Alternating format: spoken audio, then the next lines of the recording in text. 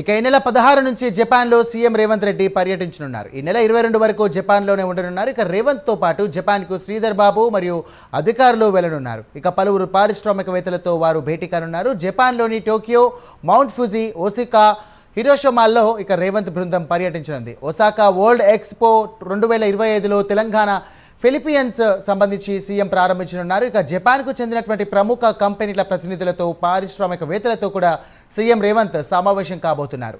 రాష్ట్రానికి పెట్టుబడుల లక్ష్యంగా ముందుకు సాగనుంది. రైట్, దీనికి సంబంధించినటువంటి మరిన్ని డీటెయిల్స్ మా కరెస్పాండెంట్ చందు అందిస్తారు. చందు, చెప్పండి.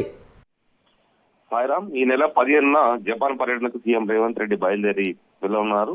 ఈ నెల 15 రాత్రి బయలుదేరతారు. ఈ నెల 16న జపాన్ చేరుకుంటారు.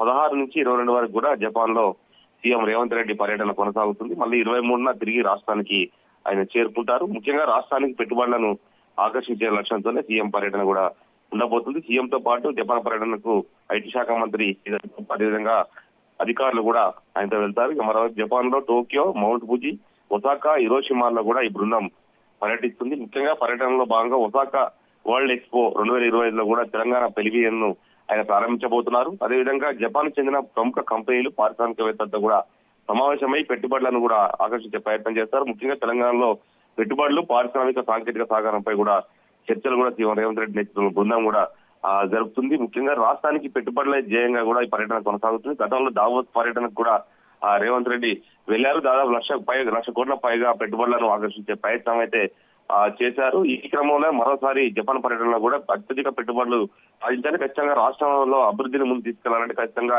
ఈ ఫార్మా, అదేవిధంగా ఇప్పుడు ఫ్యూచర్ సిటీ లాంటివి కూడా ప్రభుత్వం తీసుకొస్తుంది. కాబట్టి ఖచ్చితంగా అక్కడ ఎవరైతే పెట్టుబడులు పెడతారో వాళ్ళకి సరైన సహకారం అందిస్తామనే అంశాన్ని కూడా అక్కడ ప్రొజెక్ట్ చేయబోతున్నారు. ముఖ్యంగా ఏదైతే అనుమతుల విషయంలో కూడా తమ ప్రభుత్వం చాలా సానుకూలంగా ఉంది. ఏ పరిశ్రమలు పెట్టా కూడా ప్రోత్సాహకాలు అందిస్తామంటూ కూడా కొంత ఆఫర్స్ కూడా వాళ్ళు ప్రకటించే అవకాశం కనిపిస్తుంది. మరి ఈసారి కూడా జపాన్ పర్యటనలో ఎక్కువ నిధులను, ఎక్కువ పెట్టుబడులను కూడా తీసుకురావాలని కూడా సీఎం భావిస్తున్న క్రమంలో ఈ పర్యటన 16 నుంచి 23వ తారీఖు వరకు కూడా 22 వరకు కూడా కొనసాగుతుంది. Sairam. Right, thank you Chandu.